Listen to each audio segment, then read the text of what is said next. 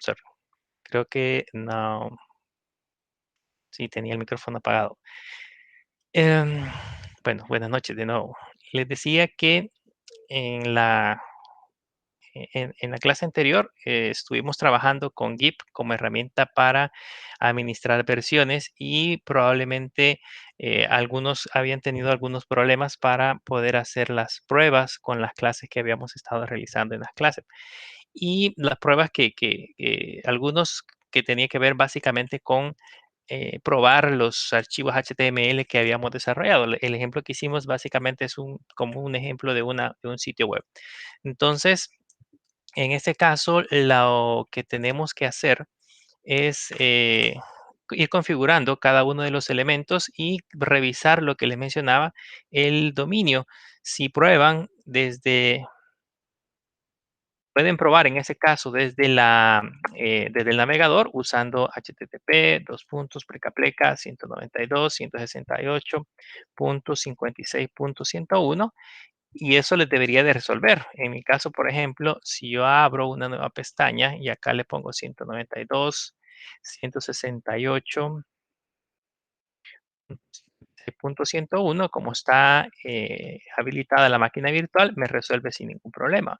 Y desde aquí le podíamos colocar, en este caso, la página que era web oficial, en donde ya podíamos accesar directamente al sitio. Pero para que esto funcione, hay en dos maneras, o usábamos la URL o podíamos configurar el DNS dentro de nuestra máquina, como aprendimos en la clase anterior, cambiar los DNS de nuestra máquina local y que apunten directamente a esa computadora. Que apunten a la 192, 168, 56, 101. La otra cosa que pueden hacer es cambiar la configuración de estos archivos que les mencionaba acá.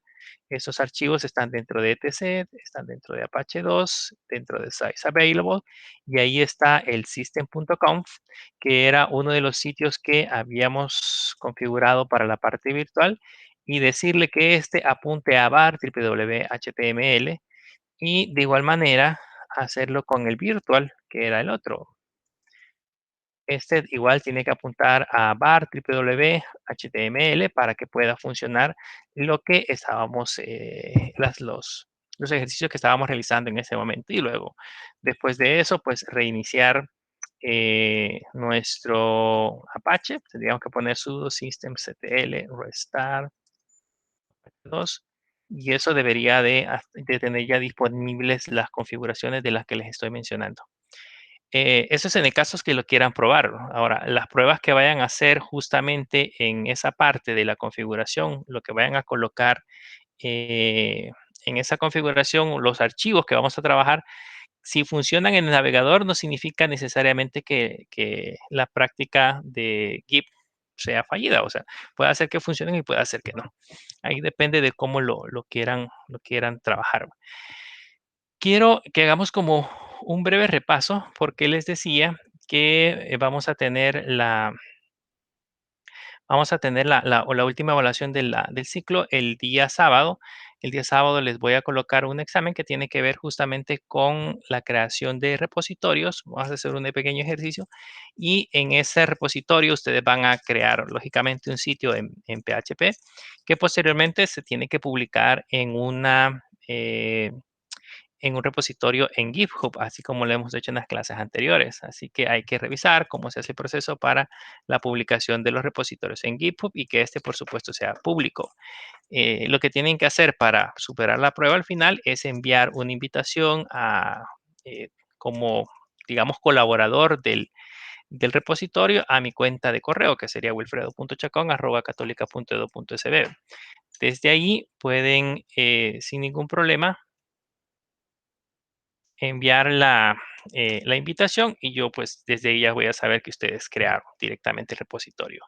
Cosas importantes que deben de conocer, yo les mencioné cuando empezamos a trabajar en el caso de Git. Git es un repositorio, es un software administrador de versiones que básicamente nos ahorra el trabajo de estar creando diferentes versiones de software cuando nosotros estamos trabajando probablemente en aplicaciones de desarrollo en grupo.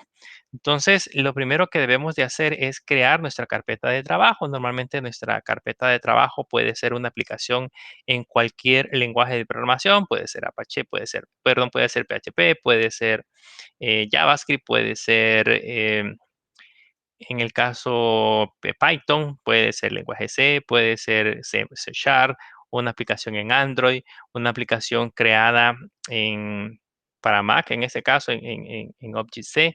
Puede ser el lenguaje de programación que nosotros escojamos, puede ser cualquiera. La idea es que dentro de él nosotros vamos a crear ese repositorio para poder ir almacenando cada uno de los cambios que vamos realizando.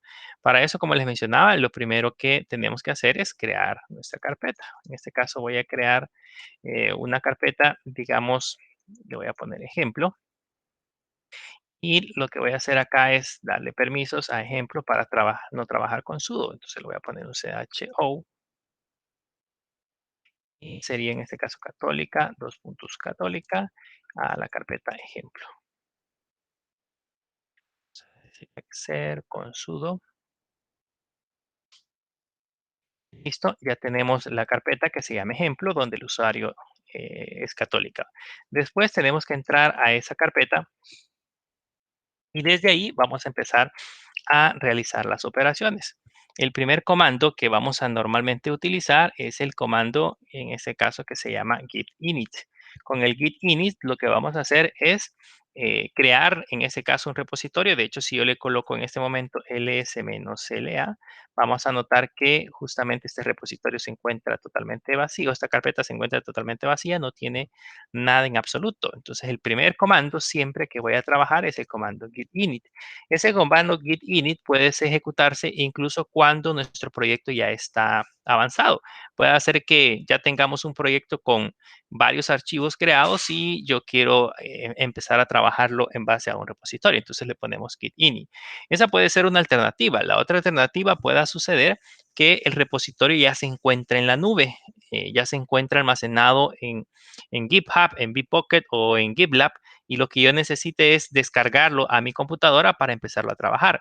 Entonces, en lugar de utilizar un git init, voy a utilizar un git clone y voy a traer la URL que me proporcionen en ese caso del repositorio que está alojado en GitHub y con ese ya puedo empezar a clonar el sitio y desde el momento que ponemos un git clone y lo descargamos, yo ya puedo empezar a hacer modificaciones locales e incluso a realizar modificaciones y cuando estas estén listas, si tengo los permisos adecuados, puedo subirlo incluso al repositorio en la nube.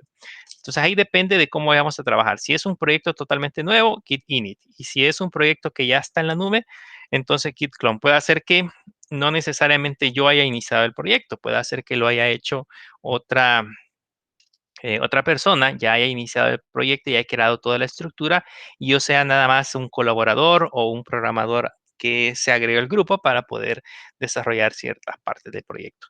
Entonces puede hacer que suceda de esa manera. En nuestro caso aquí le ponemos git init y eso automáticamente inicializa el repositorio. Si revisamos ahora, le ponemos un ls-la, vamos a notar que de hecho ya tenemos ahí nuestra primera carpeta que nos va a servir en este caso para poder administrar el flujo de trabajo. Hay que recordar que en el caso de Git hay tres áreas principales. Está el Working Directory, que sería el área de trabajo, que es normalmente donde nosotros estamos haciendo las modificaciones. Está el Stage, que sería el área intermedia, donde nosotros podemos pasar las modificaciones que ya hemos realizado en el área de trabajo y pasarlas al Stage. Y estas que están en el Stage son las que ya están preparadas y listas para poder ser anexadas a un commit o a una versión ya almacenada dentro de nuestro administrador. Entonces, debemos de recordar que existen esas tres áreas. ¿Cómo las puedo diferenciar? En este momento, pues, de hecho, nuestro repositorio se encuentra vacío. Vean que dice, si le pongo un git status, me dice que el on branch master no tiene ni commit todavía y se encuentra totalmente vacío. En el caso de Linux, yo puedo crear archivos vacíos usando un touch, por ejemplo, y creando un index.html Esto me permite crear archivos que no contienen absolutamente nada, o sea, solamente es el nombre del archivo, digamos, o el espacio reservado para el archivo. Puedo crear un historia .html, solamente esos dos archivos, y con esto ya hemos empezado a realizar procesos eh, en el área del Working Directory. No significa que al momento que yo haga un touch, yo tenga que agregarlos, o sea, yo tenga que hacer el siguiente proceso de pasarlos al área del stage o pasarlos después a un commit. O sea, yo puedo seguir trabajando sin ningún problema. Aquí podemos colocar un index.html y colocar un texto acá. Esto me permite en alguna medida agregar ya archivos.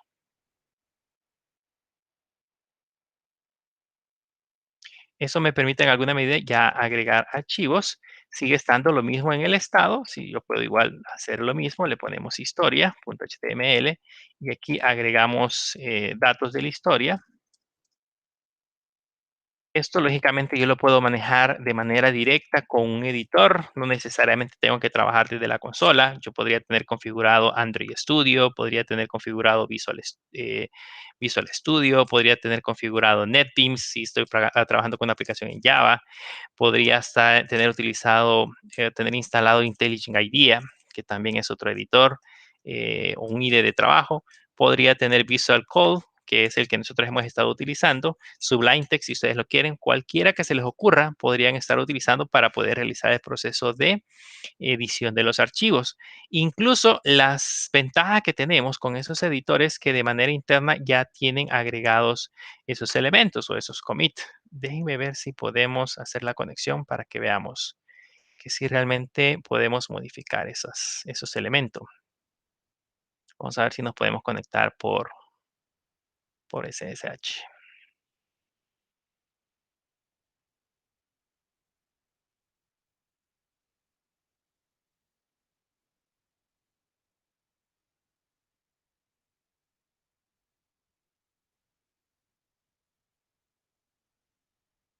Aquí es para que veamos que no solamente lo podemos hacer directamente hacia la parte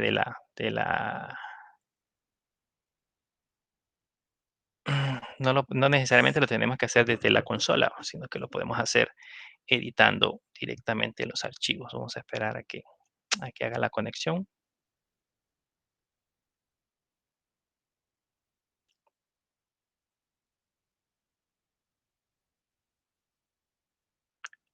En mi caso, pues yo uso Visual Code, perdón, pero igual como les mencionaba, podríamos utilizar cualquier editor.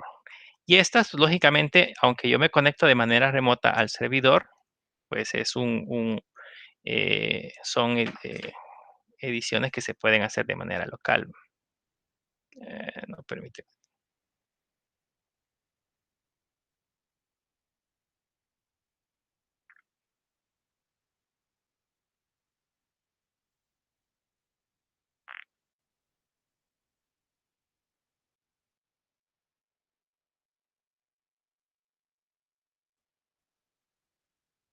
A ver si podemos quitar esto.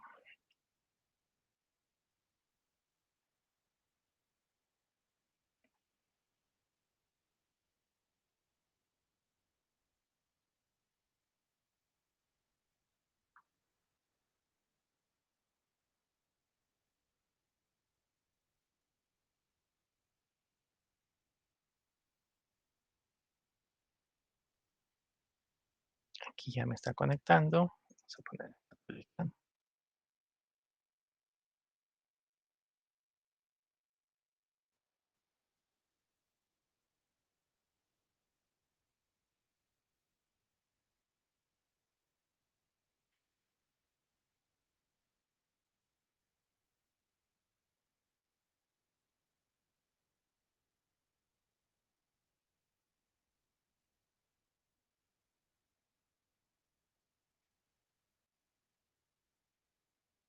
y ya está conectado.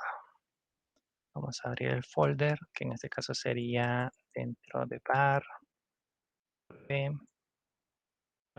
L. Aquí le pusimos ejemplo.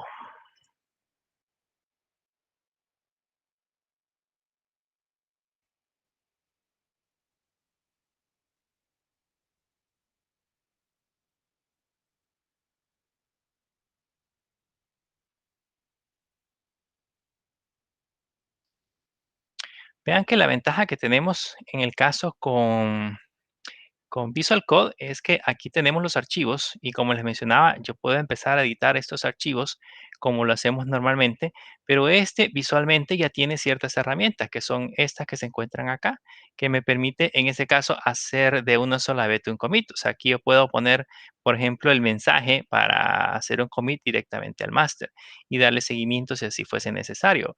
Pero como les menciono, la idea generalmente es que nosotros podamos hacer aprender en este caso a hacer procesos para entender muy bien cómo funciona la parte de Git desde la parte de la consola. Si a alguien, por supuesto, le gusta cómo se trabaja en el modo gráfico, pues no hay ningún problema.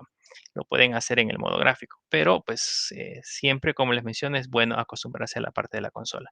En este caso, por ejemplo, esta modificación ya debería de estar acá en la consola. Allá aparece el archivo que se llama ejemplo. Este archivo que se llama ejemplo es justamente el que acabamos de agregar desde acá.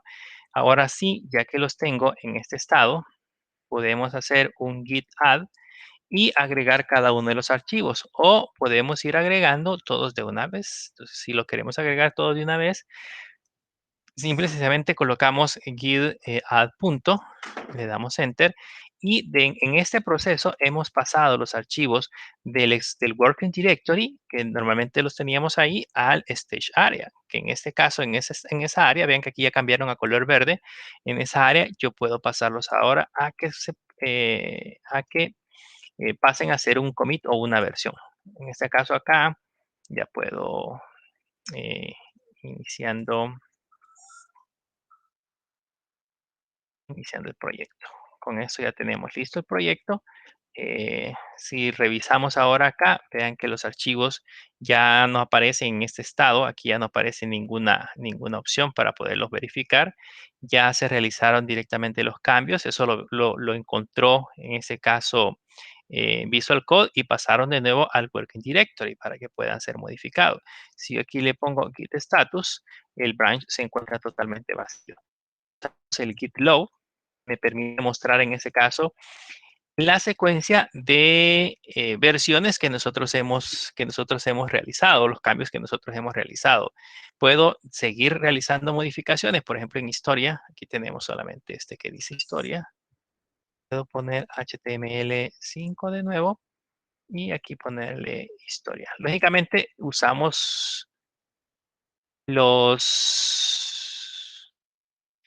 usamos los editores avanzados, como en este caso Visual Code, para evitarnos escribir mucho código. Pero lo vimos anteriormente, lo podemos hacer directamente desde la consola. Entonces aquí tengo, por ejemplo, en el caso de historia, y puedo desde esta parte de acá volver de nuevo a hacer un git add punto y después de eso ponerle un git commit. Aprendimos en la clase anterior que puedo hacer un "-m" y le puedo colocar actualizando historia, que sería como el comentario. Si revisamos ahora, tenemos un git log y ahí ya tenemos dos commits realizados. Tenemos este y tenemos este de acá.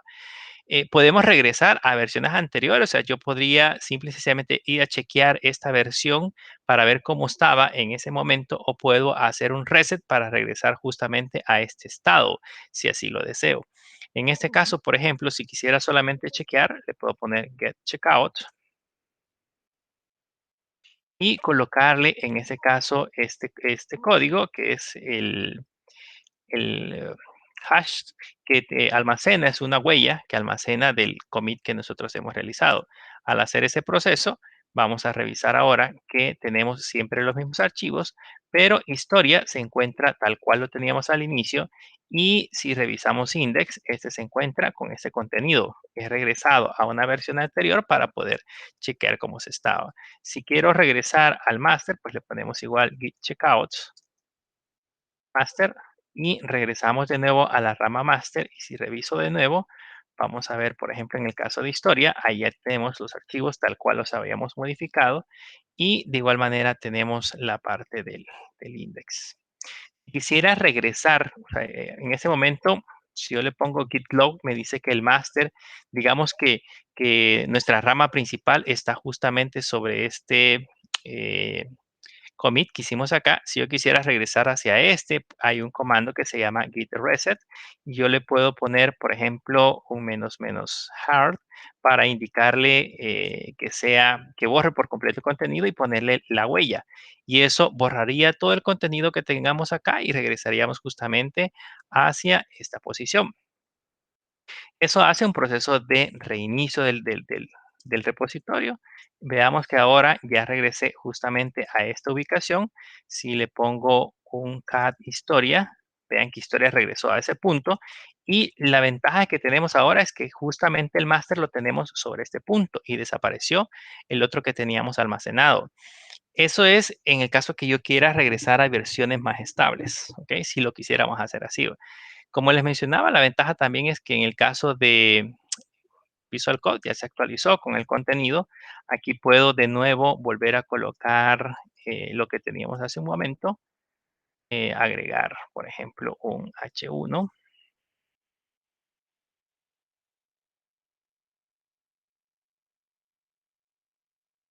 Agregar un H1 y este automáticamente se agrega en el estado. Y si yo vuelvo de nuevo a hacer un git add punto, de nuevo agrego esos archivos al stage y si agrego un commit "-m", vuelvo a realizar el commit tal cual lo teníamos. Vean, ya tengo otra vez dos commits justamente con los valores que hemos agregado. Y así puedo seguir interactuando. Otra ventaja que tiene Git, que es una de las herramientas muy poderosas y que con la que trabajan ya cuando desarrollamos en grupo, es crear lo que se le conoce como ramas.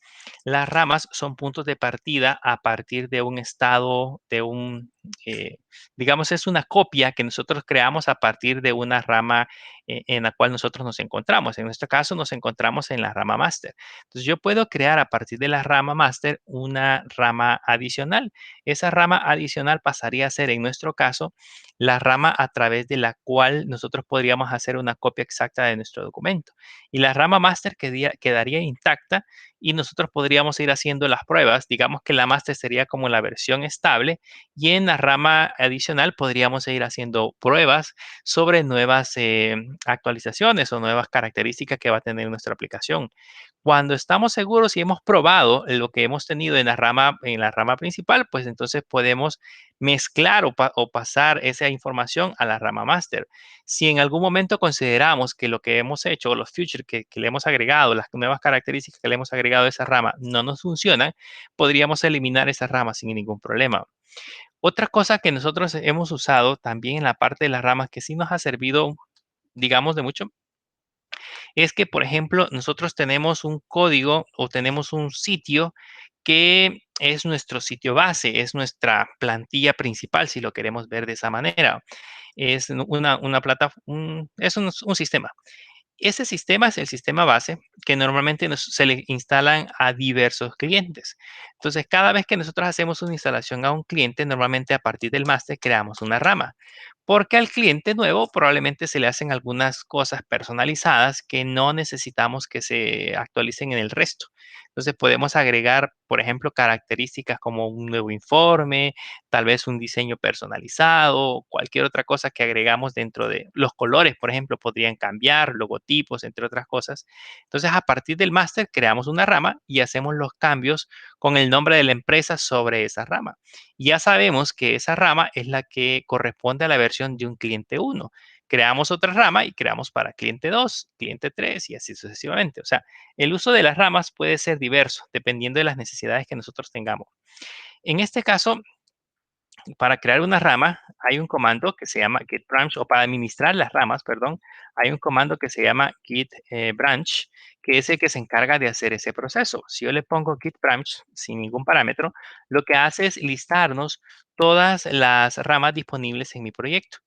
Si git branch y un nombre cualquiera, o sea, un nombre que nosotros vayamos a colocar, que le podríamos poner, por ejemplo, versión 2, por darles un ejemplo.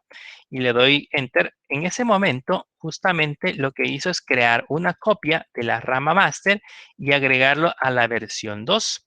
Si nosotros hacemos un git checkout, vean que en ese momento yo estoy en la rama master, así que cualquier eh, commit que haga, cualquier modificación que haga, se van a realizar o se van a guardar en la rama master. Pero si yo quiero trabajar en la otra rama, le ponemos git checkout versión 2, por ejemplo, y ahora sí ya nos cambiamos a la otra rama. Y en esta otra rama ya tenemos la versión 2. En esta versión 2 nosotros podemos empezar a hacer modificaciones. Vamos a tener exactamente los mismos archivos. Si le ponemos acá, por ejemplo, cat historia, ahí van a notar que estamos justamente en historia. Si le ponemos cat index, ahí van a notar que tenemos exactamente los mismos. Si ahora creamos un nuevo archivo, digamos que este archivo tenemos historia, eh, formulario, le vamos a formulario.html. Entonces, al crear este archivo, automáticamente se tuvo que haber creado acá. Y en este archivo, igual yo puedo poner HTML5 y poner un H2.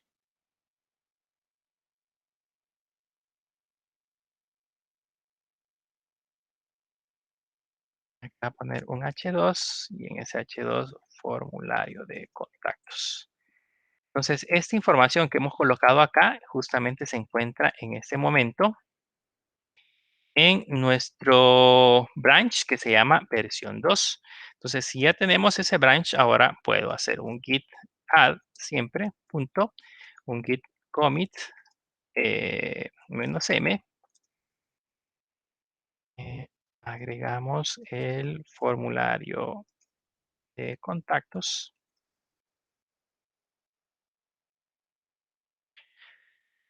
Y ya tenemos en el kit status, tenemos la versión 2 que está libre. Si le ponemos un git log, vamos a ver que aquí tenemos básicamente la versión 2 sobre esta parte y tiene todos los otros commits que tenía la versión original, que es la versión del máster. Aquí podemos incluso diferenciar en nuestro listado, podemos diferenciar, por ejemplo, que en el caso del máster, justamente lo tenemos en esta posición. Entonces, a partir de aquí se han ido haciendo modificaciones. Si regresamos, por alguna razón, yo le pongo git branch. Vean que ahí tenemos que versión 2. Si regresamos con el git checkout y le ponemos master, vamos a regresar ahora a la rama master. ¿Ok? Y si se dan cuenta, en la rama master aquí ya no existe este formulario. Este formulario dice que ya no está almacenado porque estamos justamente en la rama master. Si nos cambiamos de nuevo a la rama versión 2, ahí vuelve a aparecer nuestro formulario. O sea, tenemos dos archivos en versiones diferentes. Con esta parte yo ya puedo hacer, por ejemplo, un merge, que es lo que aprendimos en las clases anteriores, para poder mezclar el contenido de una rama con la otra. Vean que aquí estamos en diferentes versiones y podríamos optar por decir que hemos realizado pruebas y hemos realizado algunos cambios sobre esta versión. Y se activan o se visualizan los archivos dependiendo de la rama en la cual estamos trabajando. ¿Cómo hacemos para crear un merge? Pues nos vamos a la rama master. Y estando en la rama master,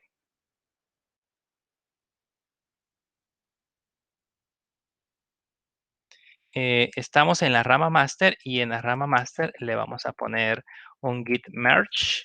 Le vamos a decir que haga un merge de la rama versión 2. Ahí se hizo automáticamente el merge. Si revisamos ahora con el git log, vamos a notar que aquí tenemos ya esos commits que agregamos en el otro extremo y justamente ya tenemos agregado esa información.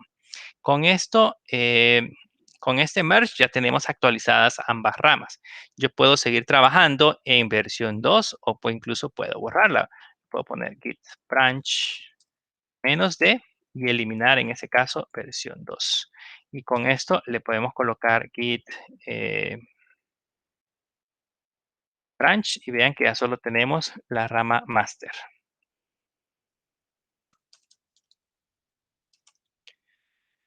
Esa es la parte con la cual, nosotros hacemos el proceso de manejo, agregar los Git, eso es como lo más esencial o lo más fundamental.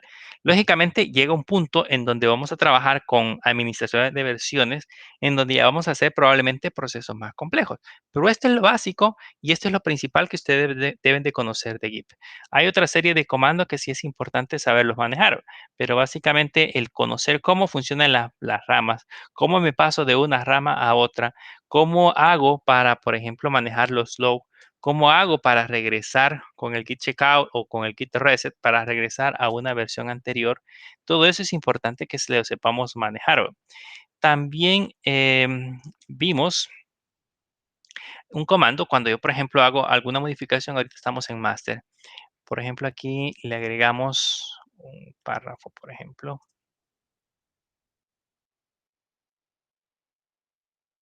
Aquí podemos usar el comando keep diff para ver las diferencias sobre los cambios que se han realizado. Aquí nada más me marca con letra, con una línea de color verde, la sección donde dice párrafo nuevo o nuevo párrafo, que eso es lo que me indica que es la diferencia con el archivo original. Puedo hacer el proceso de, de agregarlos y hacer lógicamente un commit,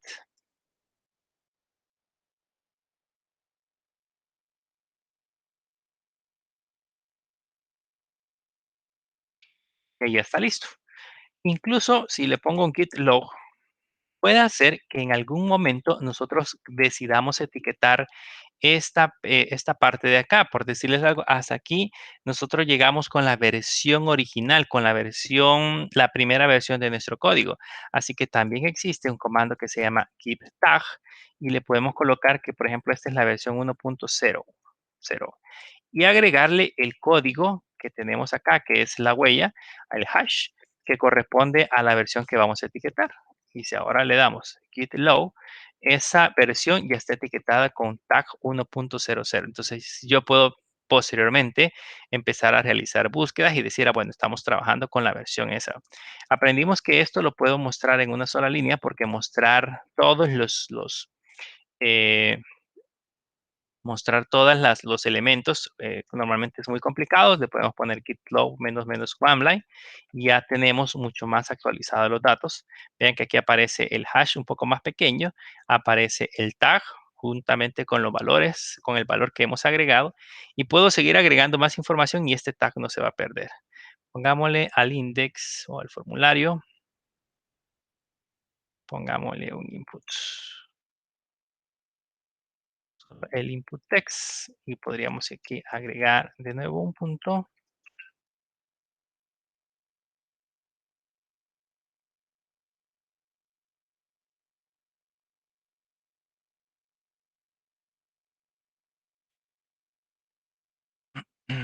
Aquí le falta una I, es commit. Listo, ya tenemos ahora con el git log, ya podemos diferenciar. Vean que aunque nos hemos pasado acá, yo puse a este punto, le puse una etiqueta que me indica que estoy en la versión 1.0.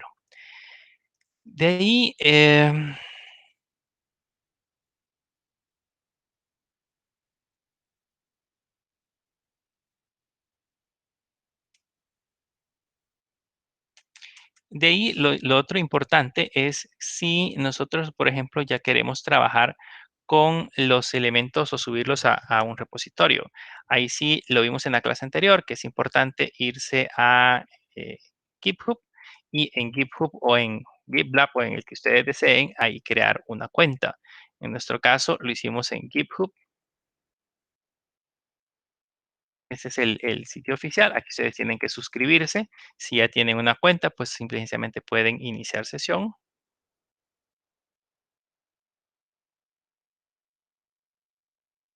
Ahí ya entran y aquí ya pueden ver sus repositorios, los que ustedes hayan creado, o crear uno nuevo. Aquí está la opción para crear un nuevo repositorio. Solamente entran a ese nuevo repositorio, le ponen, por ejemplo, en este caso yo le voy a poner ejemplo, no hay ninguno que tenga con ese nombre.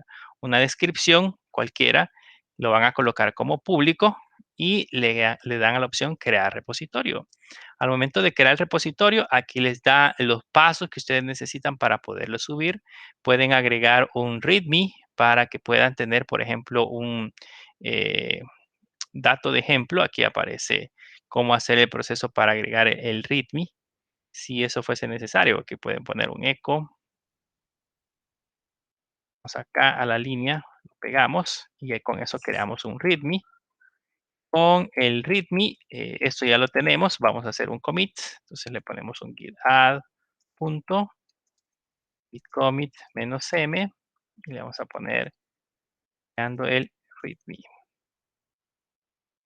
Ese README tiene un lenguaje propio de etiquetado que es similar al HTML, donde ustedes pueden crear sitios un poco más atractivos, o sea, pueden crear su propio código. Después de haber hecho este proceso, les pide que cambiemos la rama master por el nombre de main. Eso les había mencionado que es uno de los cambios que ha introducido en ese caso GitHub. Eh, debemos, o los repositorios para evitar problemas de género. Entonces se pone acá el nombre y ahora ya la rama principal ya no se llama master, sino que se llama main. Agregamos nuestro repositorio remoto. Esta es la opción que nos da ya directamente GitHub. Y con eso ya estamos listos para subir nuestro repositorio a la nube. Vean que los pasos son bien simples, solamente le pongo este comando, me va a pedir lógicamente las credenciales.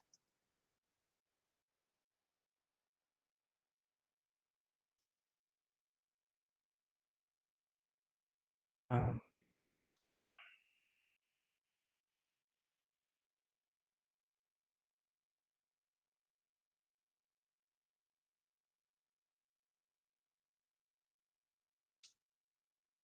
y ahí hace el proceso de subir nuestro repositorio. Si nos vamos ahora y actualizamos en esta parte de acá, van a notar que ya tenemos justamente el repositorio publicado. En un par de pasos simples que incluso el mismo GitHub nos da, ya tendríamos nuestro primer repositorio. Si ustedes quieren compartirlo, quieren que, bueno, de hecho esa es la idea, de que ustedes puedan pasarme el repositorio ya modificado, entonces tienen que venirse a la parte de settings y en la parte de settings hay una sección donde dice Manager Access, que sería en este caso donde ustedes le pueden dar acceso a ciertos colaboradores. Entonces aquí pueden colocar ustedes invitar a colaboradores y escriben, en este caso, mi correo electrónico que sería wilfredo.chacon@católica.edu.sb. Ahí me tendría que llegar a mí la invitación para ver que ustedes han creado su repositorio. Eh, eso sería lo único que tienen que hacer. Si yo, al momento que yo vea el correo, voy a aceptar la invitación y ahí voy a poder revisar si el código ha sido ejecutado de manera correcta. Y esa es la manera en cómo funciona, en ese caso, los repositorios de manera general. O sea, hay muchas cosas más que podríamos ir aprendiendo. O sea, tiene una gran cantidad de comandos adicionales que podríamos ir ejecutando. Pero esos, pues lógicamente con la práctica y al momento en que ustedes empiecen a manejar repositorios, se van a dar cuenta de cómo funciona. Cualquier programador, independientemente de qué lenguaje de programación domine y independientemente para qué corporación trabaje, debe de dominar esta herramienta. Es importantísimo para poder administrar cualquier software muy pequeño o grande, dependiendo de la dimensión que tenga. Y principalmente si el proyecto es colaborativo, entonces se debe de aprender a utilizar este tipo de herramientas. Y existen otras, no solamente está Git, existe una que se llama SVN, que es, digamos, como la más común, que usa en ese caso también versiones para administración de software. La diferencia de SVN, que no es un manejador de repositorios descentralizado, sino que ese está todo alojado en un servidor y ahí se van publicando las versiones. En este caso, en el nuestro, en el caso de Git, yo les mencionaba que es un repositorio descentralizado, perdón, porque cada usuario, cada colaborador tiene en su máquina local una copia del repositorio completo. Y al momento que se sube a la nube o al momento que se coloca en la nube, podemos sin ningún problema hacer algunos cambios que probablemente en la nube no existan y que de manera local sí se encuentran. Hay una cosa interesante que quiero que vean, era el hecho de cómo hacemos para copiarlo. nos vamos a ir a la parte de código. Aquí copiamos la URL y para clonarlo, yo lo voy a hacer en otra carpeta porque no se puede hacer en la misma. Voy a crear una, llame ejemplo 2, sudo.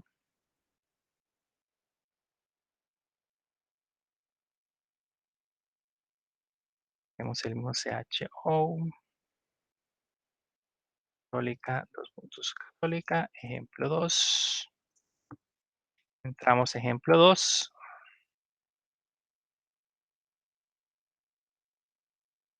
y dentro de ejemplo 2 ya le podemos colocar git clone y el comando o la URL que nos proporciona. Con eso, simple y sencillamente le damos Enter y automáticamente se redescarga ese repositorio. Vean que aquí ya me creó una carpeta ejemplo, que es justamente el repositorio, y adentro están los archivos que acabamos de crear. Así que yo puedo poner aquí un git status y ahí me va a decir que tengo actualizado mi repositorio. Hay dos maneras de actualizarlo. Una es haciendo un pull. Yo tengo que hacer un git pull para actualizar mis cambios locales y subirlos al servidor. Perdón, para descargar los datos del servidor hacemos un pull y para subirlos hacemos un push. Si hicimos algún cambio, cualquiera que haya sido, y este colaborador lo subió al repositorio principal, entonces nosotros debemos de hacer un pull para actualizar nuestro repositorio local, para que todos los cambios que están en el servidor se vengan automáticamente a nuestra copia local. Y si nosotros tenemos un cambio que subir, entonces hacemos un push. Este automáticamente se sube hacia la nube y desde ahí ya podemos ver los cambios que hayan realizado otras personas. La ventaja que tenemos con GitHub a nivel local es que nosotros podemos revisar desde este punto donde se encuentra, por ejemplo, cuántas ramas podríamos tener en este caso. Y por acá se encuentran los commits. Estos son los commits. Aquí podemos revisar, por ejemplo, el trabajo que haya hecho cada uno de los colaboradores y cuáles hayan sido los cambios que se hayan realizado. GitHub no es solamente una herramienta como repositorio, tiene una gran cantidad de cosas que podemos hacer desde acá. Hay una función que se llama pull request, donde nosotros como administradores podemos asignar tareas a los colaboradores del proyecto y estos automáticamente cuando se suben o hacen un pull, él automáticamente los revisa y puede digamos, hacer un merge si fuese necesario. Hay una sección de actions donde ustedes pueden programar y hacer lo que se le conoce como continuous deployment, que se puede, digamos, hacer procesos de desplegado o de actualizado de aplicaciones directamente en producción, pasando lógicamente por un script. Hay un script que hace testing. Si el testing se pasa, entonces automáticamente se replica. Si el testing no pasa, entonces se rechaza. Todo esto es una herramienta, bueno, meterse y aprender a utilizar un poco acerca de GitHub. Tanto GitHub como GitLab y Bitbucket tienen todos este tipo de características. Eso básicamente es lo que yo les voy a pedir que realicen. Es un proyecto que se va a realizar a nivel local y que tienen que posteriormente subirlo a un repositorio en la nube y con el link yo voy a poder revisar si realmente terminaron el proceso. Es importante crear el usuario, o sea, debe de ser con su correo electrónico con el cual ustedes me vayan a enviar la invitación para revisar que realmente se desplazó a la nube. Y todos los pasos que hemos visto acá de crear el repositorio, de hacer los respectivos commits, de realizar las respectivas pruebas, todo eso lo tienen que hacer en su máquina local para que cuando lo veamos publicado en el repositorio en la nube, pues podamos diferenciar que realmente funciona. Traten de hacer pruebas creando ramas para ver cómo se hace ese proceso de la creación de ramas e incluso cómo se hace para resolver conflictos, como lo hemos visto en clases anteriores, que es una parte un poco más interesante con el proceso de compartir. Y si todavía quieren avanzar un poquito más, pueden hacer ejercicios entre 2 compañeros o 3 compañeros, crean un repositorio y lo comparten a través de GitHub y vean cómo funciona la interacción, cómo hacen ustedes un cambio, lo pueden subir a la nube y que los otros compañeros lo actualicen y ver cómo está funcionando. Ese ejercicio es muy bueno para que ustedes tengan una idea en la vida real cómo van a hacer ya cuando estén trabajando con una empresa que use este tipo de actualizaciones. ¿Alguna pregunta? ¿Duda?